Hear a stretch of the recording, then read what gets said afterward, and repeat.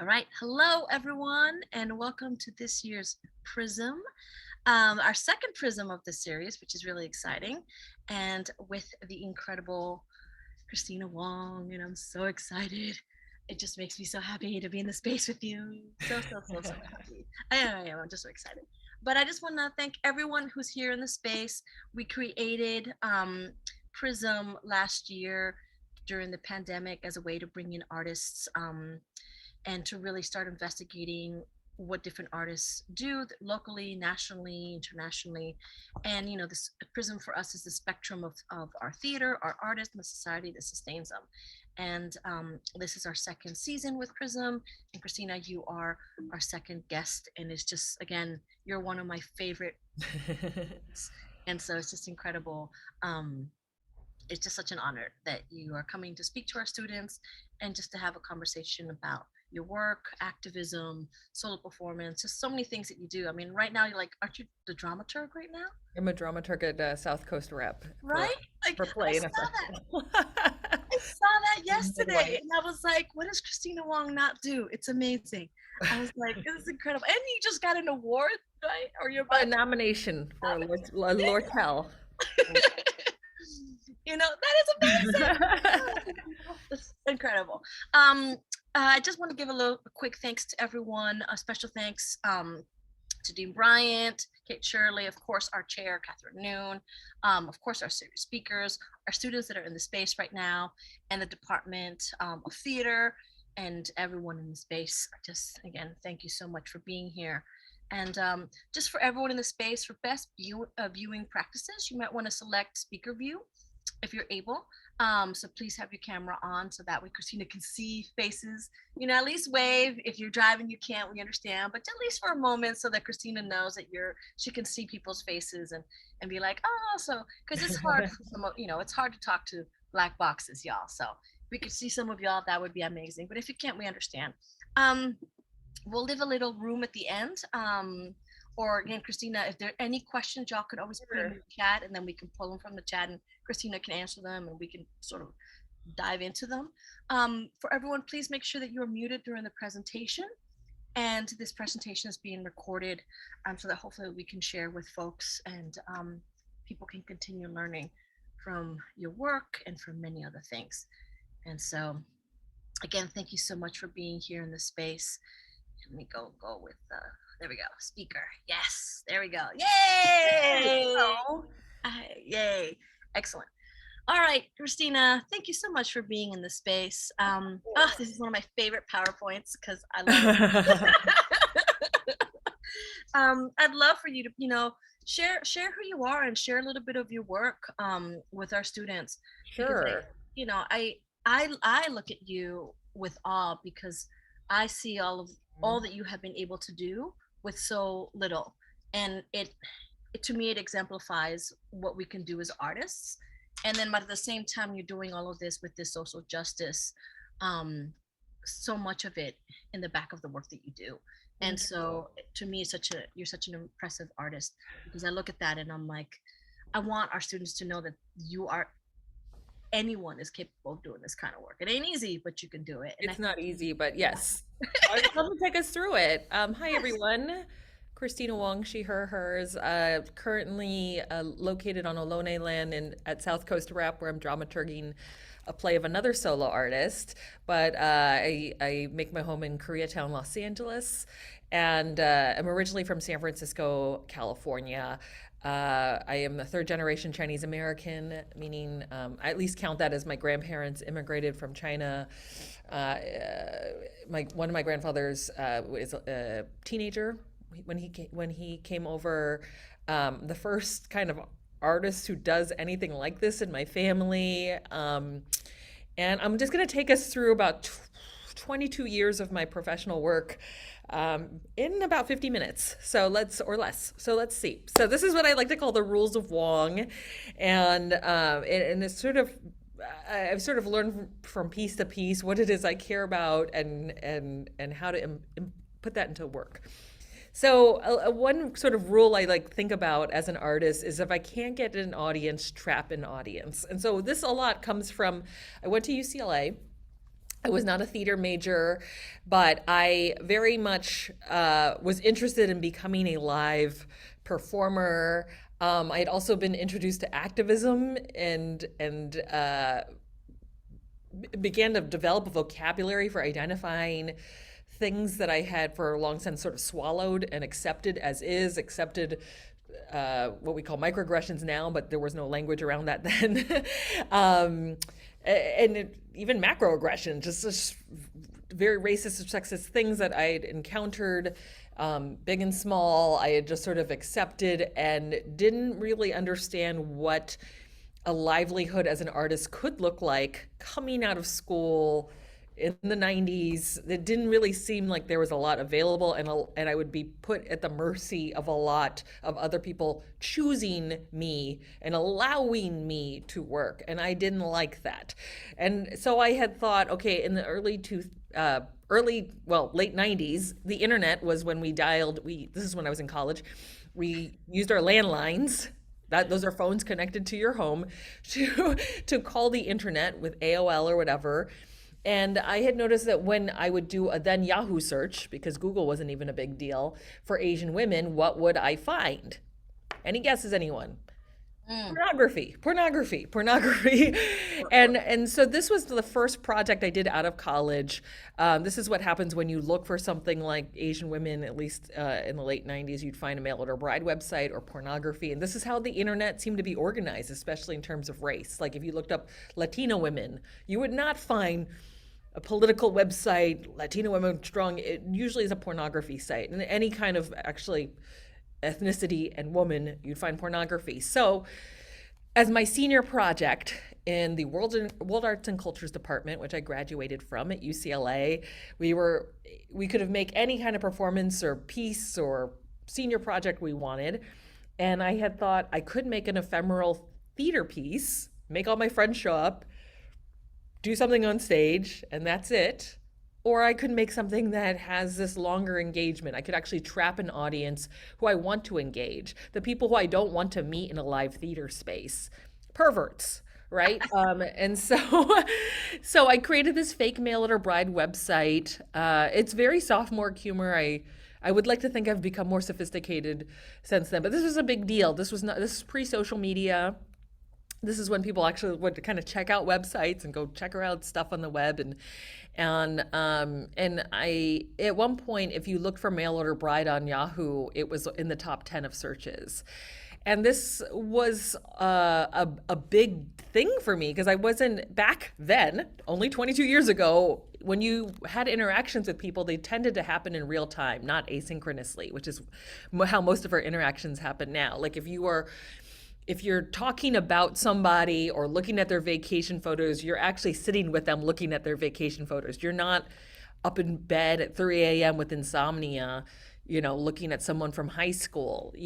And so what was weird was it felt very vulnerable because this idea that I'm asleep in my bed and someone in Kansas who's looking for pornography is looking at me and being angry that I trapped them with my fake pornography site was pretty scary. So, but it was sort of I like to describe that I've been trolling the internet since since the internet was born.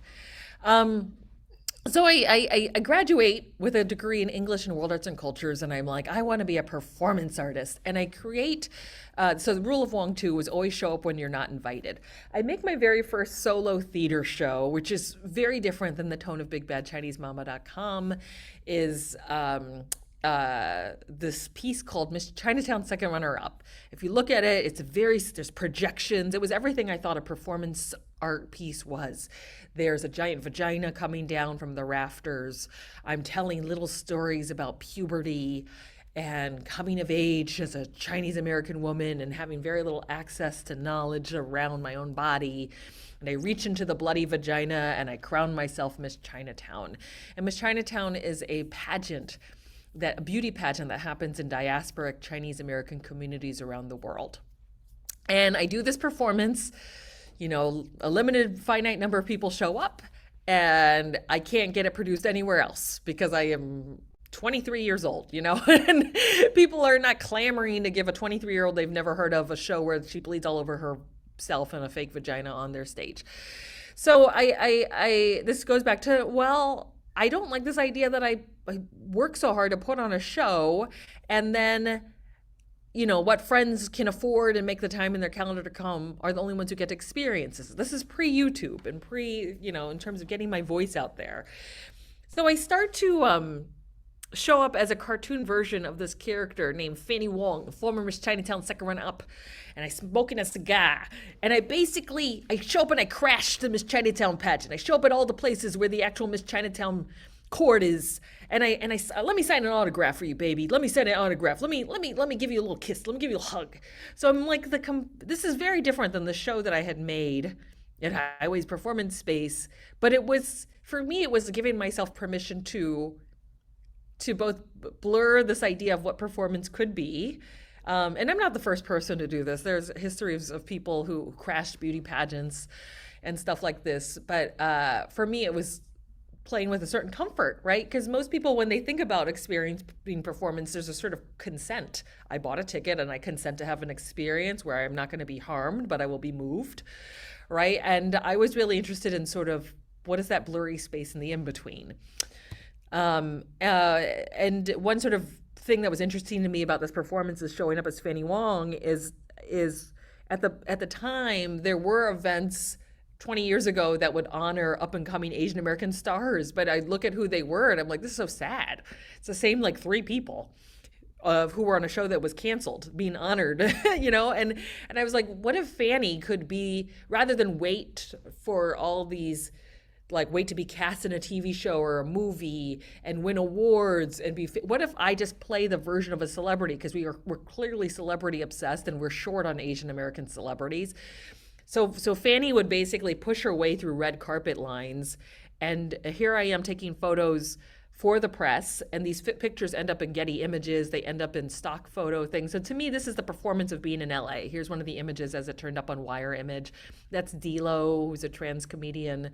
To make it safer for me, I would show up with people. I learned that just wandering around in this character made me feel kind of vulnerable and scared. So if I showed up with someone who would help escort me around, that made it easier. This is where it gets a little dangerous. Is I crashed the Chinese New Year parade without an invitation. I walked alongside a group called API Equality. At the time, this is pre-legalization of gay marriage, and I just sort of just snuck in with them and dressed as this character.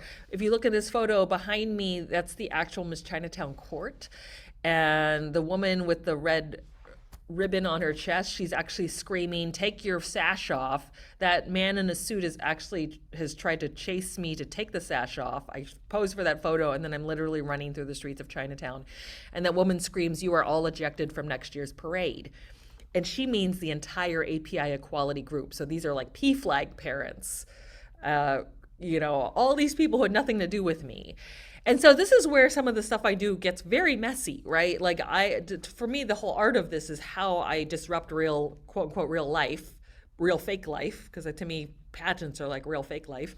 And now it's, the blurriness is too much for some people who want to have more control over who shows up in their spaces. So it ended up getting resolved. I had to write an apology letter to API Rise and API Equality. API Equality presents that to the Chinese Chamber of Commerce. API Equality can walk in the parade again, but I am barred, sort of, I guess, until they, I think they always have new leadership. So I think if I crashed again, every year it's like someone forgets to tell the last person. There's this woman who keeps crashing our events. Anyway, so so here I am.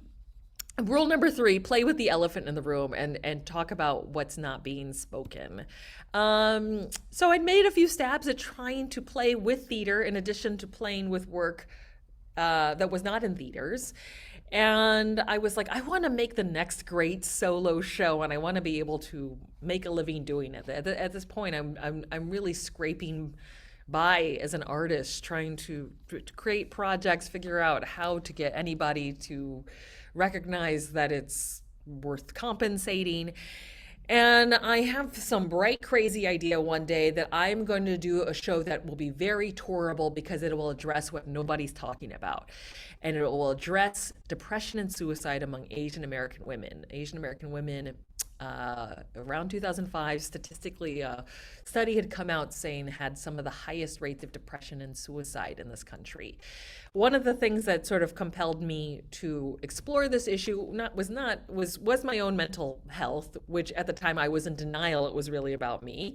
I'll get into more of that later, but a historian, Chinese American historian named Iris Chang, pictured here, who'd committed suicide. And I actually have distinct memories of her visiting my college at UCLA. She had just written a book called The Rape of Nanking, which was the forgotten Holocaust of China.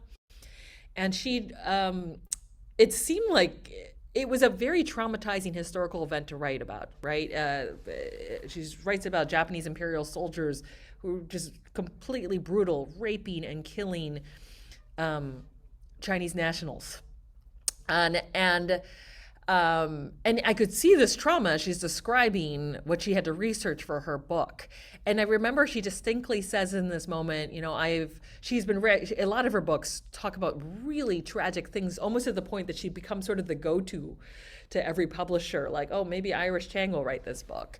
And she describes that she had an offer to write a book about Korean comfort women. Korean comfort women were Korean women who were taken in as basically sex slaves by the Japanese Imperial Army, I believe, and she was like, I can't write this book. I need to protect myself emotionally. And what was crazy was I was very new to this concept of protecting yourself emotionally, huh? Like I was raised to be so high, like overachieving, and like you just pushed through all your pain and just do the work. And a few years later, she's committed suicide, and I keep flashing to this moment of her saying that she needed to guard herself emotionally, and thinking, wow, she didn't do that. She clearly something had crossed the line, and she got too close to the thing she was writing about, and it was too much for her, and she had to kill herself, right? So I sort of cite this story of Iris Chang at the top of my show, and it was a big, long, messy process because at that point, my shows had been kind of these weird collage-y shows, menstruating on myself and stuff like that. And a question kept coming up as I proudly would announce to people that my next show is Wong Flew Over the Cuckoo's Nest, and it's about depression and suicide. And people would be like, is this really about you, Kristina? And then I would just sort of fall apart in the moment and go, no, it's not about me. It's about research on other women outside the Wong family. My own mother was like, I'm very proud that you've gotten these significant grants to do this show, and that some theaters want to present it. Just don't talk about me in the show. It was just like, how do you do a show about depression without talking about your mother? That's like making pornography without sex, right? And so this agonizing process of making the show is sort of the meta story of the show. So here I am. Here's a photo. I am a character named Kristina Wong. I introduced myself. I'm doing this show, Wong Flew Over the Cuckoo's Nest. We're gonna fix depression and suicide among Asian American women. It's not autobiographical. And so this character, Kristina Wong, is so convinced the show is fiction. She draws the dramatic arc of fiction, which you see behind me in this photo. And we're just going to check in with the dramatic arc of fiction and see how quickly we get to this resolution. And essentially, basically, in this story, I present these quick, fast ways we're going to address this topic that has nothing to do with me. We keep checking in with the dramatic arc of fiction to see how we're progressing. Where are we now? We are at the crisis. Okay, where are we now? We're still at the crisis. Still at the crisis. Still at the crisis. So it becomes sort of a metaphor for how depression exists in Asian American communities, at least as I see it, that that nobody's talking about it. And there's sort of this fiction that Asian women have it all together because they're not complaining. They're not the squeaky wheel that needs the oil.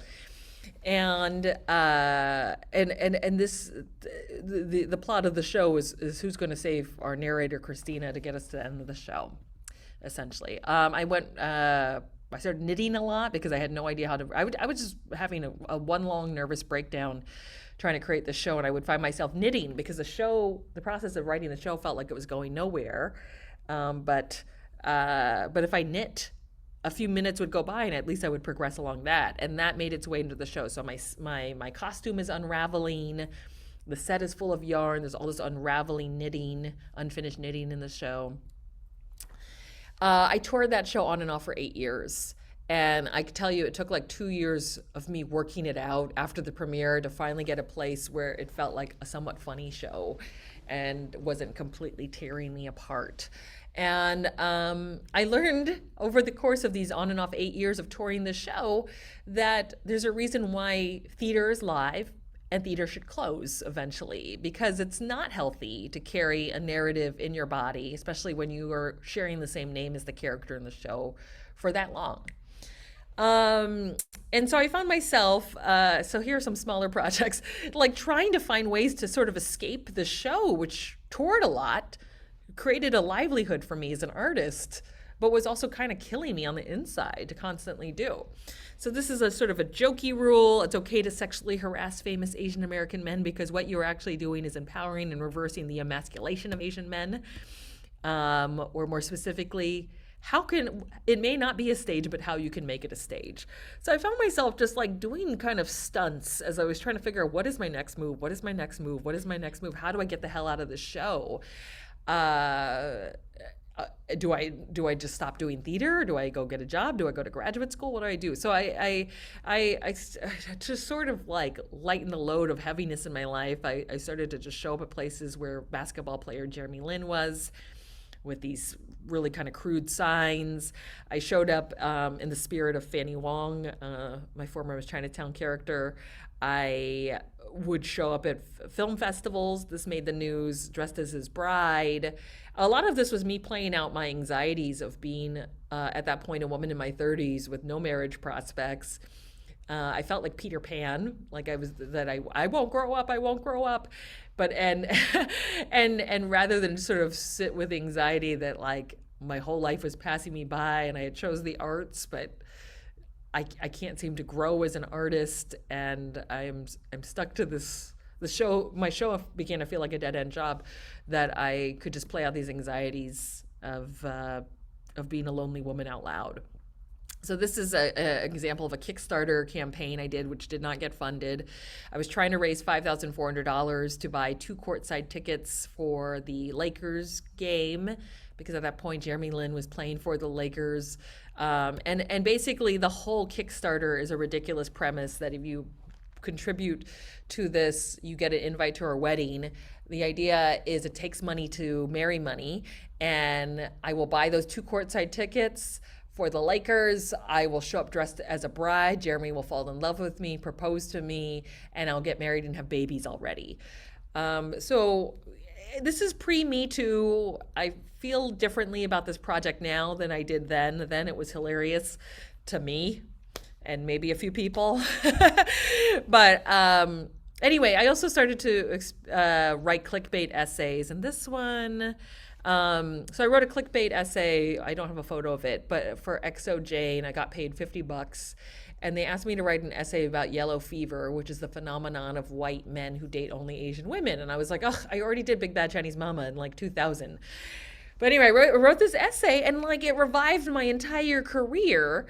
I ended up on late night television. That led to an interview I did with Fusion TV, which I was very obnoxious, going, it's so great that white men love Asian women because I can do anything and someone will still want this at the end of the day. That was the premise of this ridiculous viral news clip I did. That led to me being on a reality TV show. And then that reality TV show led to me getting a pilot with True TV, which ended up not getting picked up. But, you know, these are things I do as I try to escape my life of theater. But really what I learned from doing Wong Flew Over the Cuckoo's Nest so freaking long and realizing I don't want to mind my pain anymore is I need to just create a new show. I was in a weird hamster wheel, and I sort of feel like the only thing I can compare it to, even though I've not necessarily been in that position, is like like athletes who suddenly you can't play sports anymore, but all you know is how to be an athlete, and you're like, how do I enter the what do I do next with myself? Do I become a coach? Do I what do I do? And so for me, I was like, all right, my new rule for myself is every new show I enter should be a grad school. So rather than mind the pain of my past, and fillet on my pain, and I did try doing that with a couple new shows I attempted after Wong Flew Over the Cuckoo's Nest, is I Go ended up with Wong Street, let me see. I turn the China! volume down. Can you? Oops. Can you hear that? Go I don't want Wong it to be so Street, loud. China! But I went to Uganda. I went to northern Uganda, and I basically had my Peace Corps experience that I never had in my 20s. When other people who graduated school, they went off and traveled, but I was like, I'm going to be a performance artist, and was just poor most of my 20s, and struggling, and I realized that moment passed me by. So I was like, I'll go to northern Uganda. I didn't know what the hell I was signing myself up for, and I'll go do a show about it, and it'll be called the Wong Street Journal, and it'll be about global poverty. Yeah, like it's very naive. But while I was there, I ended up meeting some rappers on the street. Didn't realize they were rappers. Met them at a food stand and recorded a hip rap album with them. And this sort of becomes the premise of this crazy show, the Wong Street Journal, which sort of looks at my proximity to white privilege, to to my access to capitalism, and the difficulties of being helpful in other parts of the world, and it's sort of a critique of NGO culture. So that's the rap album that I made with local rappers. I was 35. So this is the music video that I ended up going back and recording with them. I mean, this is so crazy, but it was and it's I'm speeding through like a lot of work, folks. So if this is confusing to you, I don't blame you, but for being confused. But basically, like, this is sort of what I learned from moving on to this project, was like, not every show I do has to be about the past. Sometimes you can venture forward and not know the answer, and the shows can be about what you learn in the process, and that's been sort of like what the next few shows have looked like. When you can't outdo the thing you're critiquing, become it. So I described how I got a television pilot with True TV. Here's some footage from that pilot presentation. Basically, what I had pitched was something like Nathan For You meets Michael Moore. That I was I'm a character, I'm a naive activist. So I pitched this when Obama was president, by the way, and when we didn't realize we'd be in the situation we would be in for 4 years, right? And and in my mind, it was like a very funny, self-satirizing activist character. So here I am, and I'm trying to convince two Instagram models to do a meet and greet at City Hall. But basically, we would turn that meet and greet to a rally, a very well-populated rally, to stop the gas facility in Porter Ranch from being reopened. I don't know if any of this makes sense, but basically the idea is getting all these perverts to show up to a rally, and getting these perverts to show up at City Hall thinking they're going to meet Instagram models, but then hijacking those perverts and turning them into protesters to stop a gas leak. Anyway, this to me was hilarious when Obama was in office. When Trump took office, being a self-satirizing activist character was a liability to everything I cared about. In my mind, when Obama was president, I felt like there was a little bit more flexibility to make fun of myself as a flawed activist. However, I realized very quickly, playing the part of a flawed activist doesn't seem like a character to a lot of people. They read it as real, this is who you are all the time in real life. And so the pilot doesn't get picked up, and I'm like, what do I do? I'm an out-of-work reality TV star. Satire makes no sense anymore. Politicians and artists seem to have switched jobs, in that politicians are the ones creating the spectacle, and artists are the ones tasked with making social change and reclaiming earnestness. What do I do with myself? I am going to run for public office. So that becomes this piece, which I premiered in February 2020. I really did run for public office. I spent a year trying to figure out how the hell am I going to do this and have time to also make a show about this. So I ended up running for neighborhood council in Los Angeles, which is an unpaid position and with very low commitment and very little power. However, the experience was enough to create the show slash rally about the experience. So en route to doing this, to running for office, I did things like I debated a dog. But here's some pictures from the rally. I was really interested in how politicians, when they run for office, they're basically doing like rock star concerts, and that, like, if you watch old footage from rallies like 40 years ago or debates 40 years ago, there's a lot more information and it's a lot more boring. But now when you watch a Trump rally or any other rally, there's like Public Enemies there performing. Like, it's so much more theater, and it feels like a revival, some of these things. And that was what I was interested in tapping into.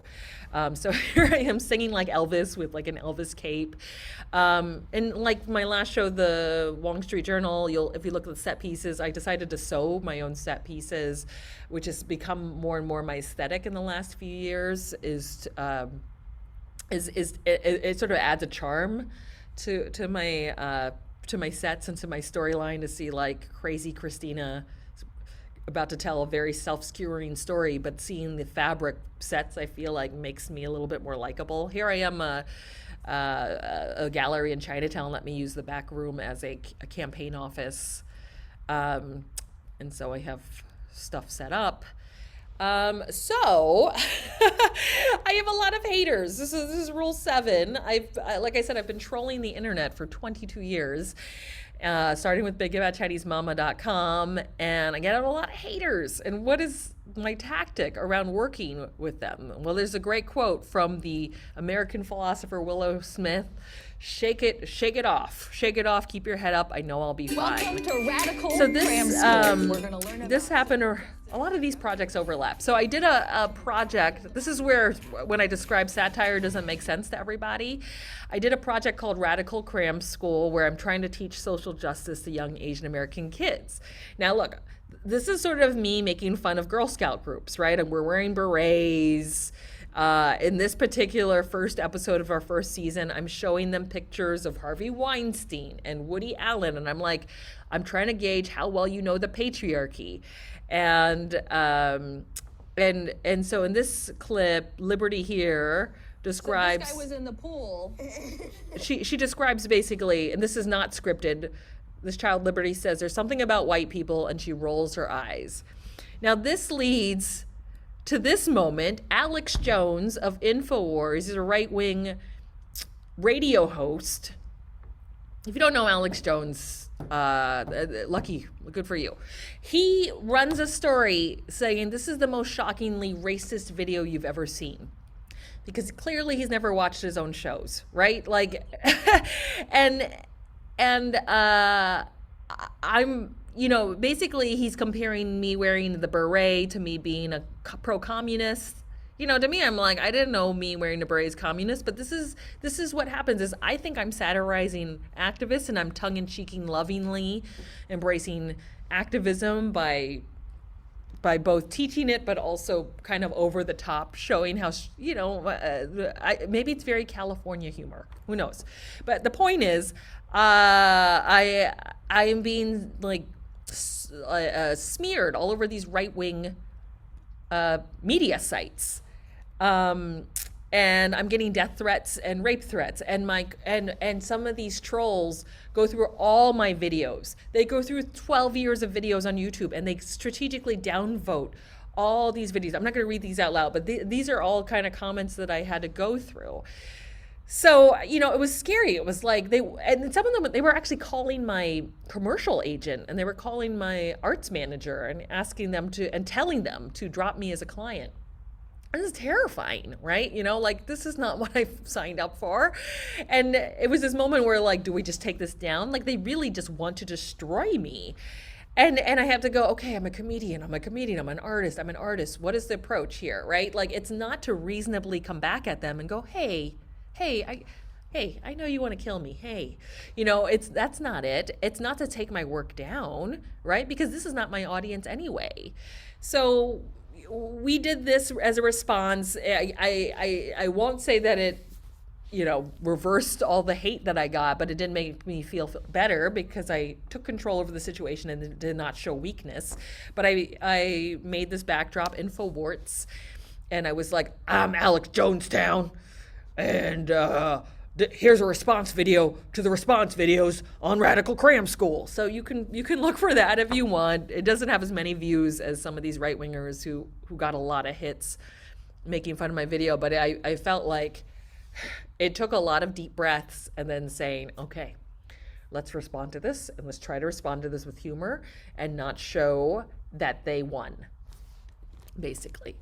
Okay, so rule of 8. I think this is the last rule. When all is lost, give generously. So I had described that in February 2020, I premiered the greatest live show of my career. I think, Daphne, you were there, right? At the Skirball, I premiered live Kristina Wong for public office. It was the greatest show of my life. I felt like I was in the middle of my own HBO special. People were, I'm not lying, were standing even before the show was over. It really felt like everything I wanted to be. And then what happened in March 2020? A pandemic hit. And this show that I had been planning to play live alongside all the live political rallies and election rallies up into the election were also moved online, postponed. And I was sitting at home. Suddenly I went from greatest artist in my own mind to non-essential. And I was like, wait, people are asking for home sewn masks. There are no masks right now. I sew things like vagina costumes and set pieces. I've never made medical equipment. And I make my first mask on this Hello Kitty sewing machine, which I've sewn set pieces on. And I'm so proud of myself. I'm like, okay, I never became a nurse. I was a bad Asian who didn't become a nurse, but I can save a nurse. So I make my naive all health matters offer to the internet, basically offering to anyone who's immunocompromised or cannot access masks, let me make you a mask. This leads to some very scary messages from essential workers. Nurses who knew and did not know me, my friend who's a firefighter, and I say yes to everybody. I cannot keep up with the demand. If 4 days go by, and these are epically long days that escalate very quickly. Like, I am on the phone with organizers from the Navajo Nation a few days in to all this. It's like this weird thing where at the top of 2020, if you projected any sense of knowing what was happening, people suddenly trusted you, like forgot that you were a crazy performance artist just a few weeks before and like entrusted you with their life. I was getting terrifying messages like people who just didn't want their grandparents to die, understandably, right? And can you please sew them masks? I can't keep up with this demand, but I also cannot say no. I've never been in this position where I was the difference between life or death for anybody. So I start a group on Facebook. I very naively think, okay, this will fix it. I call it the Auntie Sewing Squad. I don't realize that the acronym is ASS. I just think, okay, this will be like a 2-week stopgap.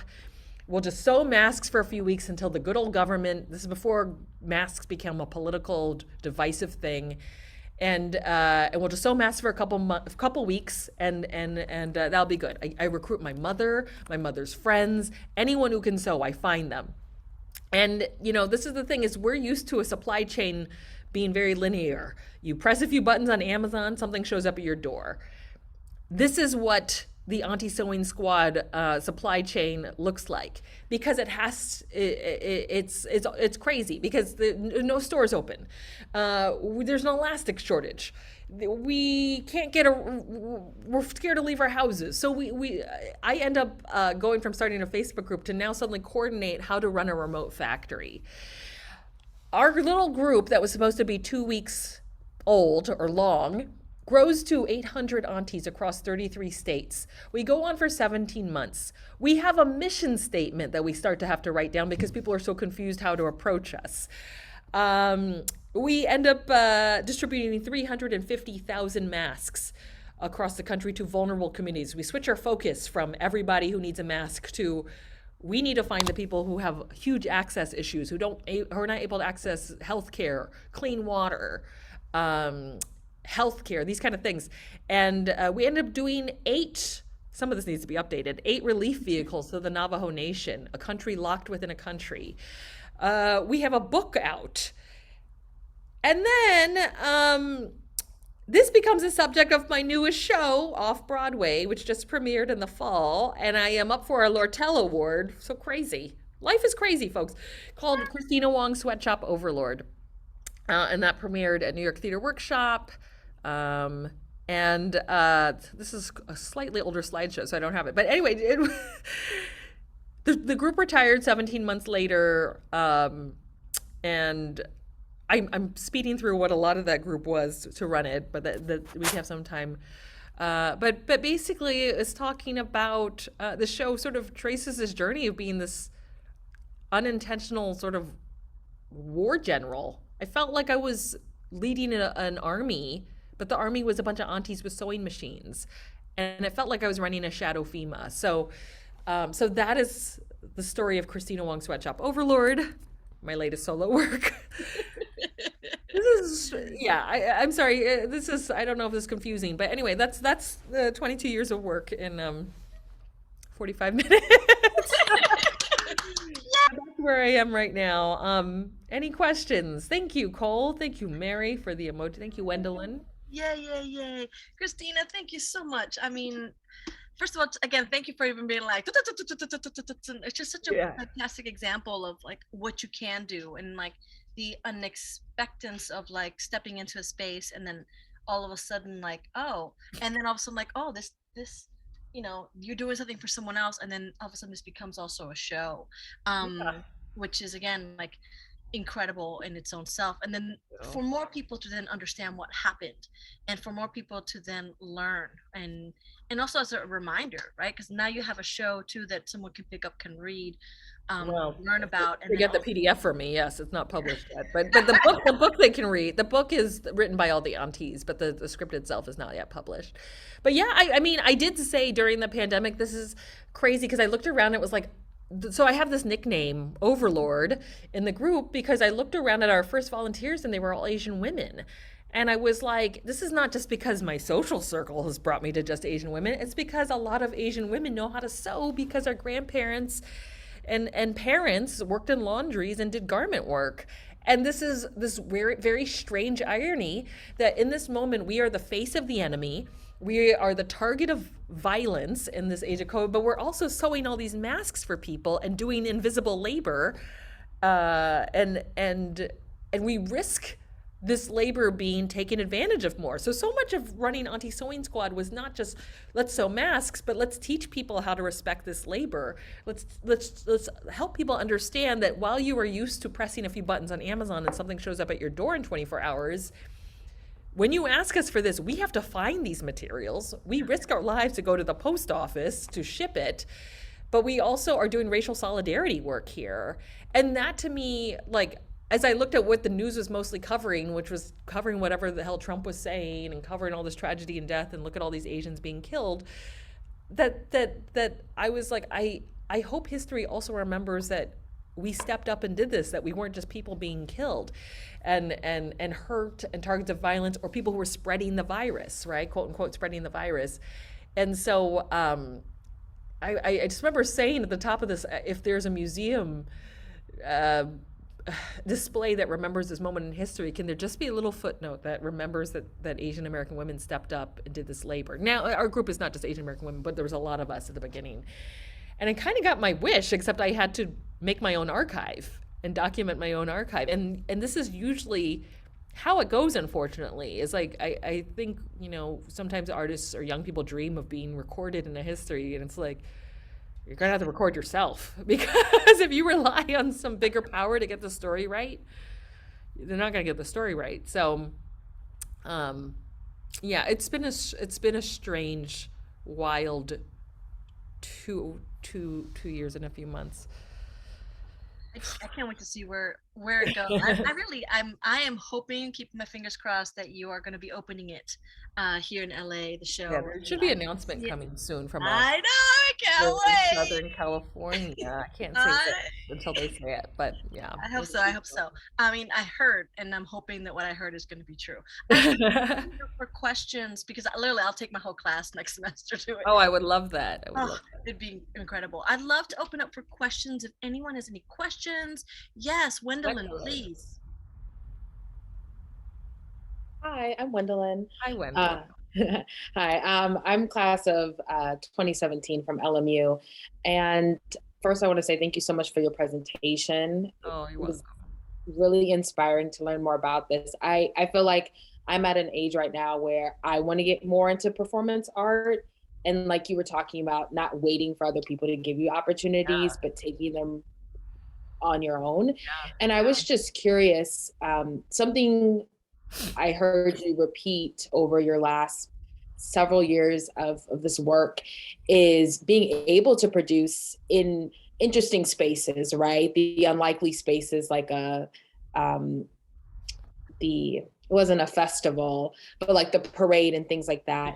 But I'm wondering for more. Mimi took that photo. Mimi, you're here. I just took that photo at the parade. So, and you kind of spoke about like how the different safety practices you had to follow to kind of make that happen. But I'm wondering, in the traditional commercial spaces, how have you gone about submitting? Is it through that route of we have a New Works Festival, or did you message the artistic associate and say, hey, I have this script, you should read it? Because that's where I'm at, where I would like to get some of my work produced. I think new play festivals. Well, I think film and TV is its own terrible. It's like Vegas. It's like so powerless and stuff. And I think the more you can empower yourself as a writer or director, and even if that's not what you want to do, I think it's sitting in on a casting session and understanding what it looks like from the other side is really useful. But yeah, for the most part, I can tell you, I've worked so much more by putting myself to work. For me, it's been everything from befriending people who work in academia, and letting them know about my work, and them teaching my work to students has helped that legacy carry on of my work. So that's one way, and sometimes students write about my work, and sometimes it's a pain in the ass to give those interviews for me because it's like an hour of my day, and I'm like, who's going to see this paper? But I do believe it's important, like, if people are writing about my work, it helps it live on.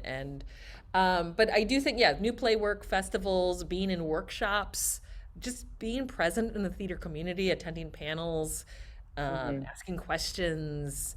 Some of the people who visited my classes at UCLA are my colleagues now, and I think just knowing that it's a smallish community in LA. It's both large and small. There's plenty of people I don't know. But there are a lot of opportunities, storytelling shows, things like that I sign on to perfect stuff. And but going to conferences also was huge. The National Performance Network has made it more accessible to attend their conferences, and just befriending the different people who present theater, and letting them know what I'm up to and what I'm working on, and understanding. I think it's also really important to kind of look at the people around you and think, whose career would I like? If these two people's career had a baby, is that the career I want? And trying to understand what their path was. And everyone's path is different, right? But understanding, like, were they in different play development festivals? Did they have specific mentors? Are there things that they did? And trying to track if that should be part of my trajectory. Yeah, it's a lot of work. It's a marathon for sure, and not a sprint. And I think that was one of the big things I learned was it's not a fast thing. It seems like people are handed careers, no, but they are not. I mean, I met Daphne. Daphne was in a community workshop I did with undocumented immigrants, and Daphne's not undocumented, but attended and one of your students came, and that's how I got to know you. And you constantly meeting people and working with them in different capacities. Kristina, when do you rest? Because I think it's also important. I love asking these questions up front. I know. Because like you don't rest, and I do. I do. You took 3 days off, and I tell you, I had really bad. I picked up really bad habits from college, because in college you're used to doing all-nighters and stuff, and I used to go, oh, paper's due at 9 a.m. It is 2 a.m. I have 7 hours to write it. And that's actually a terrible habit, but college teaches us to push ourselves last minute and stay up all night and drink coffee. And I tried to maintain those habits as an adult, and I would be like, well, I should just work through weekends and make extra. But it's actually very important to build in rest. And that was something that I think is talked about a lot more now than then, that it is actually, your body is not a credit card that you can constantly borrow against. Like, you will crash at some point. Your body will have some sort of debt. Working at home and learning how to work at home for myself as a freelance artist was hard. Other like filmmakers would tell me, oh, I take a break and go to a yoga class. And I was like, oh, but then you lose an hour. You lose 2 hours working. But that's actually really smart advice, to break up the day and go, okay, I have exactly an hour before this yoga class. What are the things I can accomplish? And I was very bad at breaking down goals. Like, I literally would be like, okay, I'm going to write my novel this weekend. Like, come on, I need to break it down into like baby steps, like maybe just write a little essay for this thing and that thing. So college was not very good for me. I learned terrible habits, and I think it was too big of a college for me, but whatever. I graduated and I'm alive. And so figured it out mostly as an adult, but not as a student. Again, I'd love to open it up for questions. Anyone else have any other questions? We have a couple more minutes before we end. Mandara, I see you there. Go for it. Yes. Yeah. Okay. Hi, I'm Mandara. I actually just transferred to LMU this semester. Congrats. Thank you. Yeah, I'm 23 and I'm getting back into yes, you are. The thing of college, and it's as Daphne knows, Professor Secret, sorry. Dr. Secret. Sorry. She's been my mentor this last semester and has been really helpful, but it's been definitely a switch for me to get back into the college groove. So it's good to hear that you also had a hard time, but you're making it work. Mm-hmm. That being said, I'm thinking a lot about, okay, I like performing, I like creating. I'm just starting to do that. I'm actually in a solo performance class with Secret, and it's my first time writing and developing. Yeah, and it's great, but it's making me think about, okay, how can I actually make money? Like, I just keep thinking about graduation, and I have an opportunity to maybe go to New York and like extend my my time in school. And I'm like, I don't really want to be in school for another year, but I'm scared. Like, I'm scared that once I graduate, what the hell am I going to do? So I guess when I heard kind of listening to your trajectory, the thoughts that came into my mind were like, how did you kind of grapple with this unknowing and like having to constantly hustle? I'll try to answer this question of how I make a living in 4 minutes, because okay.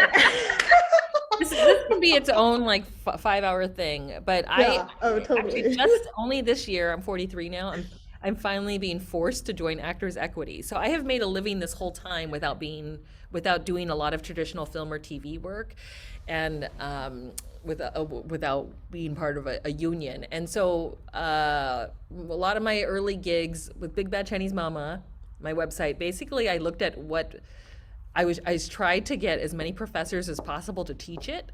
I would Google it to see if it was on syllabuses. I would write the professors, introduce myself. I said, you're teaching my work. I would love to come in to be your guest. So $50 honorariums, $100 honorariums. But these became the starts of what now I do quite regularly, which is share my work in classes. And I didn't even really know how to talk about my work, but I kicked the door in. So that's one way. That would lead to performing.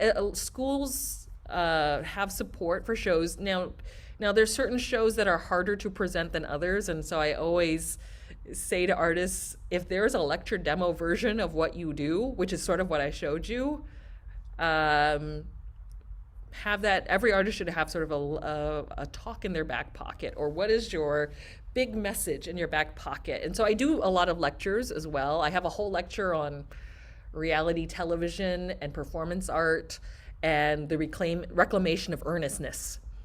Most of the time, like, I just pull it out of my ass. I mean, it's not fake, but it's just like some of these are ideas from shows that never got produced, but and then the shows I have made, I think about what is the value to a school, and so that's a longer thing, is making myself bookable to a school. And I always encourage folks, like, if you're going to make your big theater piece, make your theater piece, but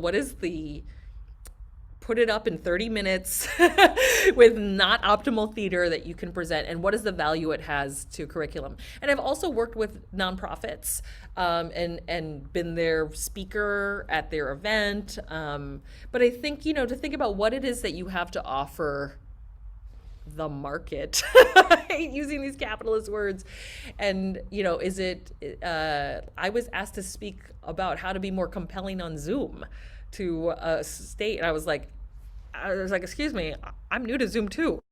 You don't tell them this. I go, okay, let me make a list. And so that's often what I do too, is break down things into top 5 ways. There's no official 5 ways, but it's just easier for people to grasp. So yes, so those are the things I have that I can control a little bit myself, but I also am in those worlds. Like I do try to connect with nonprofits whose themes have something to do with me.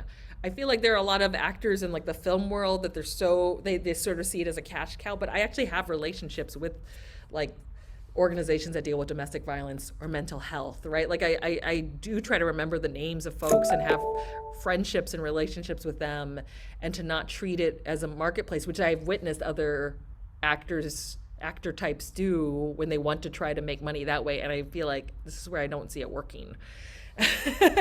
Because does this make sense? That was a 4-minute. No, it was fantastic. That was fantastic. Bring me back. I have a whole talk about how to make a living. You can pay me too, and I would. But I do break down, like, how I do have talks where I sort of break down how the sausage is made. It's just not really going to happen all today.